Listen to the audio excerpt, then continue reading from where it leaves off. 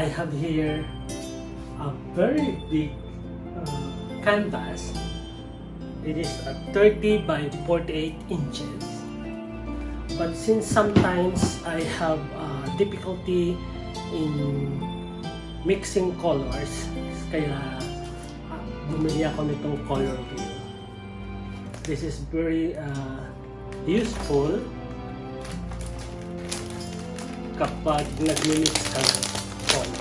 I just wanna share how it is used. So parang iikot mo lang siya kung anong color ang gusto mo. Let's say guide to mix, it is a guide to mixing color. So parang sinasabi dito how to use color wheel. Select a color on the outside wheel. So select a color in the outside wheel.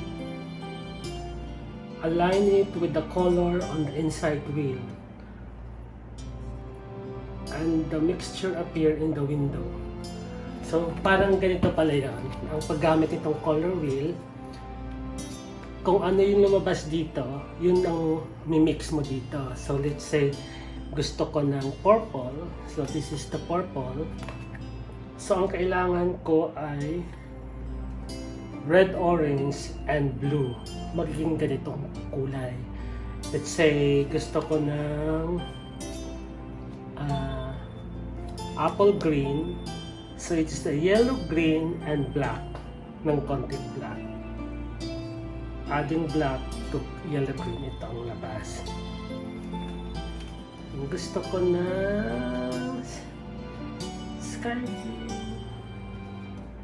Ito. Pag gusto ko nito, it's the green and blue.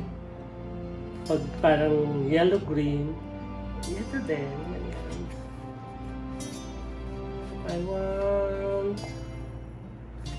I want brown. Importante pala yung black. So this is how it is used. At saka dito rin, iba-ibang color. Ikot-ikot mo lang. So this will be my guide in mixing colors. So tune in for this canvas. Bye!